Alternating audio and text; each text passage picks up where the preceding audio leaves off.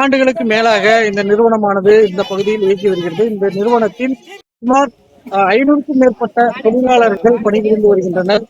இந்த நிலையில் கடந்த 2 ஆண்டுகளாக லே ஆஃப் முறை என சொல்லக்கூடிய ஒரு நாள் விட்டு ஒரு நாள் பணிபுரியும் அந்த நடைமுறையானது நடைமுறைப்படுத்தப்பட்டுள்ளது.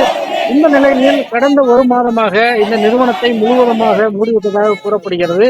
இதனை கண்டித்து இன்று 100க்கும் மேற்பட்ட தொழிலாளர்கள் தலைமா இந்த நிர்வாகத்தின் வளாகத்திலேயே போராட்டத்தில் ஈடுபட்டு வருகின்றனர்.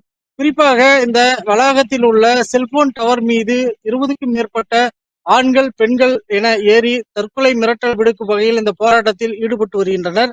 இந்த இந்த போராட்டத்தின் மூலமாக இந்த தொழிலாளர்கள் கூறுவது, அதாவது தொடர்ந்து இந்த தலைமா நிர்வாகம் தொழிலாளர்களை வஞ்சிக்கும் நோக்கில் செயல்பட்டு வருவதாகவும், குறிப்பாக ஆள் குறைப்பு நடவடிக்கை செய்து இந்த நிர்வாகத்தை மூடிவிட வேண்டும் என்ற நோக்கில் செயல்பட்டு இயங்கி வருவதாக கூறப்படுகிறது.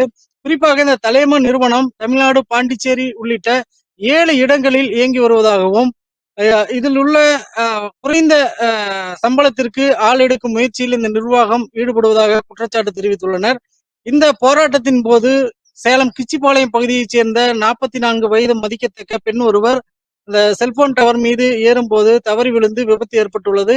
அவருக்கு உடனடியாக 108 ஆம்புலன்ஸ் வரவழைக்கப்பட்டு சிகிச்சையானது அளிக்கப்பட்டு வருகிறது. இந்த நிலையில் தொடர்ந்து போராட்டத்தில் ஈடுபட்டு வரும் தொழிலாளர்கள் வைக்கும் கோரிக்கையான இந்த தலைமா நிர்வாகத்தை தமிழக அரசு ஏற்று நடத்த வேண்டும். அவ்வாறு இல்லையெனில் இந்த நிறுவனத்தை ஏற்று நடத்த விரும்புபவர்களுக்கு இந்த நிர்வாகத்தை ஒப்படைத்து இந்த தொழிலாளர்களின் வாழ்வாதாரத்தை பாதுகாக்க வேண்டும் என தொடர்ந்து இந்த தொழிலாளர்கள் கோரிக்கை விடுத்து வருகின்றனர்.